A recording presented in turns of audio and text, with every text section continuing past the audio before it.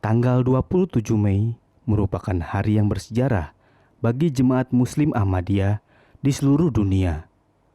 Karena pada tanggal tersebut, anggota jemaat Muslim Ahmadiyah di seluruh dunia merayakan Hari Khilafat. Perayaan Hari Khilafat Ahmadiyah yang ke-112 tahun ini terasa berbeda. Tahun ini, virus COVID-19 telah menyebabkan gangguan pada berbagai aspek kehidupan. Oleh karenanya, perayaan Hari Khilafat pun dihelat secara daring. Meski dihelat secara daring, acara yang dilaksanakan pada hari Rabu tersebut disaksikan hingga lebih dari 10.000 pemirsa. Dalam tasyakur perayaan Khilafat tahun ini, Jemaat Muslim Ahmadiyah Indonesia mengusung tema Khilafat Spiritual, meneguhkan kemanusiaan dan perdamaian di masa COVID-19. Para pemirsa dimanapun Anda berada, dalam rangkaian tasyakur nasional peringatan Hari Khilafat Islam Ahmadiyah ke-112, insya Allah kita akan isi dengan mata rangkaian keynote speech dari Bapak Amir Nasional Jemaat Ahmadiyah Indonesia dan talk show dengan beberapa narasumber, yaitu Chairman HF Indonesia dan para sadar badan-badan di dalam Jemaat Ahmadiyah. Acara yang dipandu Maulana Basuki tersebut telah sukses menarik perhatian pemirsa, khususnya para anggota Jemaat Ahmadiyah Indonesia. Sambutan disampaikan langsung oleh Amir Jemaat Ahmadiyah Indonesia, Maulana Abdul Basit Shahid. Di tengah berbagai pemahaman tentang khalifah atau khilafat, maka Khilafat Ahmadiyah ini adalah khilafat spiritual, khilafat kerohanian yang menembus batas-batas teritorial negara, bangsa, dan lain-lainnya. Sehingga untuk menjalankan khilafat ini tidak perlu kekuasaan politik, kekuasaan yang memaksakan kehendak, dan ini telah terbukti dengan tersebarnya Jemaat Ahmadiyah di bawah satu pimpinan, hampir di 213 negara. Oleh karena itu, ini sudah menjadi fakta. Tidak kurang dari 500 juta tiap tahun orang-orang bergabung di dalam jemaat ini dari berbagai pelosok dunia itu. Oleh karena itu, inilah konsep khilafat yang boleh memberikan jaminan keselamatan, keamanan, dan kita sudah buktikan bahwa di tengah-tengah persekusi di berbagai tempat, tidak semuanya tentunya, kita tetap berkembang, maju, dan terus menjalankan kehidupan kita dengan mengemban ajaran Islam yang rahmatan lil alamin. Oleh karena itu, dalam kesempatan yang baik ini, saya mengingatkan kembali kepada warga Jemaah Ahmadiyah, terutama di Indonesia, untuk terus berusaha membangun hubungan dengan Allah Subhanahu wa Ta'ala, dan juga berusaha terus menunaikan hak dan kewajiban terhadap sesama manusia ini. Semua patuh di bawah bimbingan seorang imam taat dalam menjalankan semua kehidupan kita ini.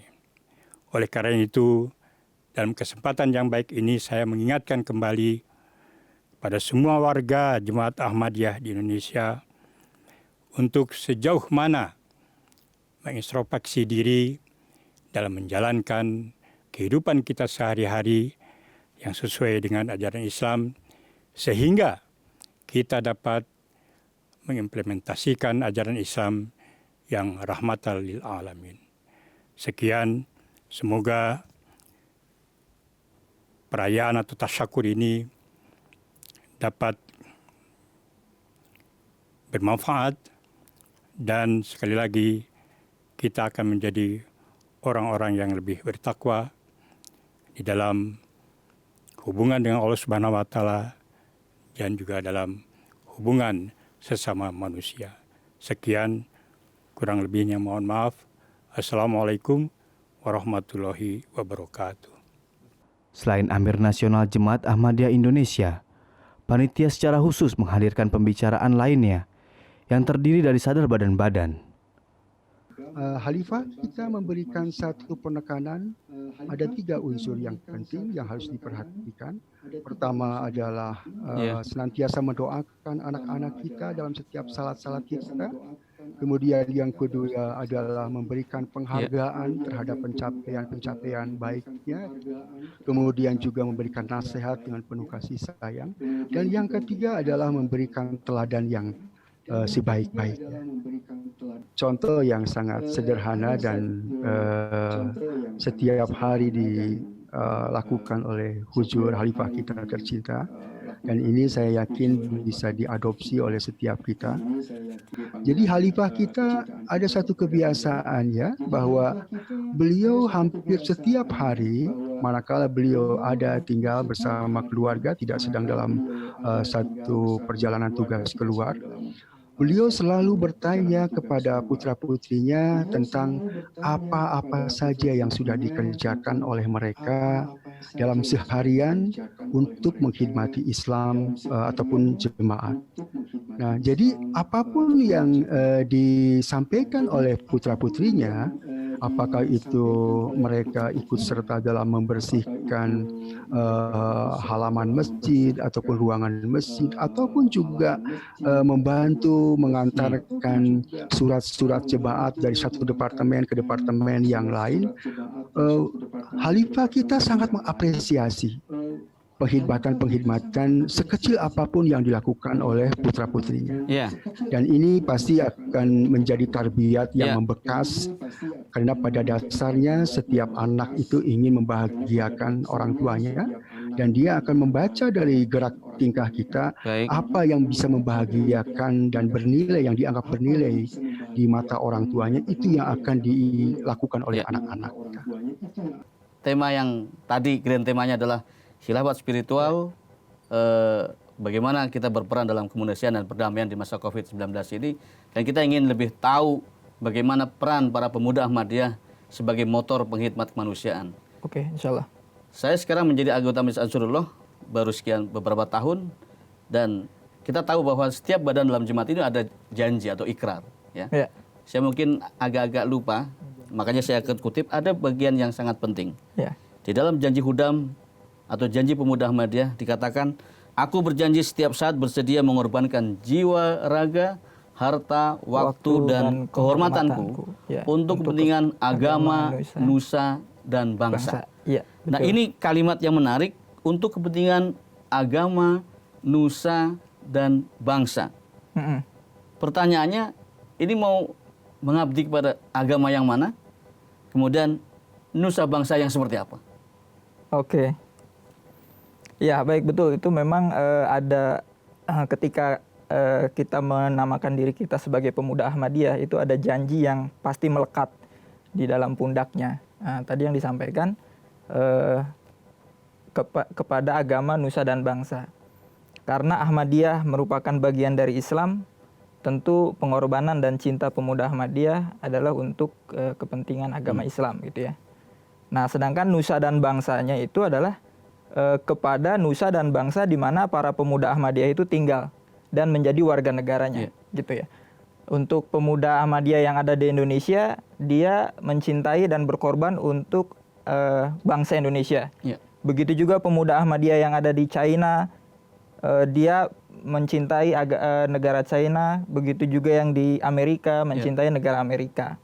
Kebetulan sekarang Ahmadiyah sudah berdiri di 213 negara, dan dimanapun pemuda Ahmadiyah berada, di sana dia harus mencintai negaranya dia tinggal. Dan itu janji ini selalu dibacakan dalam event-event. Dalam setiap event-event resmi Pemuda Ahmadiyah. Saat ini kami sudah ada di 321 cabang di seluruh Indonesia. Kami menggerakkan wanita-wanita Ahmadiyah untuk berkhidmat kepada kemanusiaan. Di antara yang sudah kami lakukan adalah tentunya tadi sudah banyak disinggung tentang donor mata, ya, donor darah juga kami melakukan. Tetapi dari segi perempuan, wanita atau perempuan Ahmadiyah, kami juga melakukan langkah-langkah kemanusiaan lainnya. Di antaranya adalah kami melakukan ini donor darah, donor mata ya, tadi juga sudah disinggung. Kemudian kami juga melakukan pengobatan homeopati yang secara masif dilakukan oleh anggota kami di seluruh tanah air ya. Kami juga menjadi kader-kader posyandu. Ya. Lajna Imailah sangat aktif melakukan kegiatan-kegiatan menjadi kader-kader terdepan di dalam masyarakat.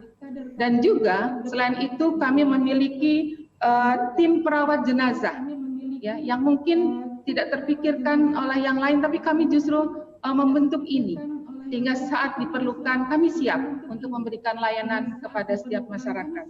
Kemudian kami juga berbagi kasih dengan masyarakat berupa pemberian sembako, kemudian pemberian bantuan lainnya, ya, penanaman pohon sebagai bagian dari program pemerintah. Dan juga dalam bidang pendidikan, kami mewujudkan rumah-rumah belajar, di mana di dalam rumah belajar ini masyarakat dapat turut serta dan kami memberikannya secara gratis kepada masyarakat yang membutuhkannya. Dan saat ini sudah terdapat 26 rumah belajar di seluruh tanah air. Mungkin langkah kami masih kecil, tapi kami dengan tekad yang besar ingin mewujudkan nilai-nilai kemanusiaan agar masyarakat Indonesia dapat menikmati dan kami semua dapat berkhidmat di dalam kemanusiaan. Sesuai tema yang diusung dan sesuai dengan keadaan masa kini, dalam kesempatan perayaan ini pun panitia menghadirkan pula Chairman Humanity First Indonesia, Bapak Kandali Ahmad Lubis. Baik, terima kasih Pak Basuki. Sebelum saya masuk menerangkan apa itu Humanity First, mungkin saya ingin berjalan-jalan dulu melihat benang merah. Tadi Pak Basuki sudah menyebutkan sabda dari pendiri Jemaat Ahmadiyah, tujuanku, kedabaatku, dan hasrat hatiku yang terdalam adalah mengkhidmati manusia.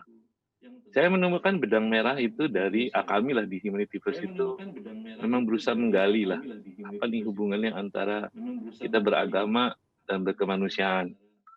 Sehingga dalam itu kami coba cari praktek-prakteknya. Kami baru menemukan di khalifah kami yang ketiga, yaitu Hazrat Nasir Ahmad. Beliau itu mencanangkan gerakan yang disebut Law for All, Hatred for None, berkesempatan pada peresmian masjid kita di Cordoba. Ini menarik Pak, karena Law for All, Hatred for None sekarang itu dikenal sebagai mungkin moto dari Jemaat Ahmadiyah di mana saja di seluruh dunia. Terus masuk ke khalifah keempat, Mirza Tahir Ahmad, yang beliau itu sebetulnya pendiri dari Humanity First. Sebelum saya masuk ke khalifah keempat pendiri, bagaimana prosesnya Humanity First, seperti kita tahu tadi di video teaser yang ditayangkan sebelumnya, khalifah kita yang sekarang, imam spiritual kita, Mirza Masrur Ahmad, begitu sibuk, begitu tidak punya kenal lelah, menyampaikan perdamaian, menyampaikan keadilan, perlunya keadilan pada dunia ini. Bahkan kemarin dalam pidato beliau sewaktu salat Id, beliau menyampaikan bahwa kita sebagai anggota jemaat harus berdoa keras supaya pemimpin-pemimpin dunia tidak masuk ke dalam konflik yang akan mengakibatkan kondisi memburuk dalam dunia ini. Nah, saya kembali ke ini Pak, ke pendirian Humanity First. Jadi Humanity First itu memang didirikan oleh khalifah kami yang keempat, Mirza Tahir Ahmad, dan itu pada tahun 1994. Jadi waktu itu kebetulan ada perang di Bosnia dan kami ya maksudnya kita di Inggris itu sangat concern dengan banyaknya korban-korban wanita, anak kecil, sehingga kita mencoba untuk membantu di situ gitu, berperan dari kemanusiaannya. Tapi kami menghadapi kesulitan karena di sana juga ada penolakan karena membawa mereka tahu bahwa ini mau Ahmadiyah. Akhirnya pada saat itu Khalifah bilang udah kita bikin satu organisasi dan dia sendiri yang mencanangkan nama Humanity First, jadi utamakan kemanusiaan kalau dalam bahasa Indonesianya. Dan alhamdulillah sekarang sudah berdiri di 66 negara sejauh ini dan sampai sekarang semua beroperasi dengan baik dan ada satu hal yang menarik apa yang membedakan Ahmadiyah, Jemaat Ahmadiyah dengan Humanity First. Di Humanity First ini kami dilarang satu, Pak, dilarang berdakwah. Jadi kami itu ditugaskan itu hanya kemanusiaan, Pak. Untuk yang di Indonesia mengikuti juga HIF International, kami ikut di beberapa selain disaster atau kebencanaan, kami juga mempunyai program-program yang sustainable, yang berkepanjangan.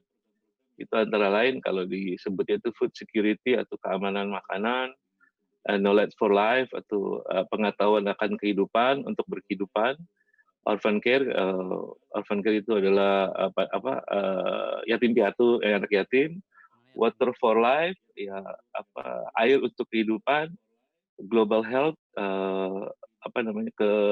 kesehatan yang global, terus gift of sight, mata, terus community care. Tidak hanya pembicara dari internal jemaat, narasumber lain yang dihadirkan dalam kesempatan perayaan tersebut cukup beragam dari berbagai latar belakang, seperti tokoh agama, cendekiawan, maupun budayawan.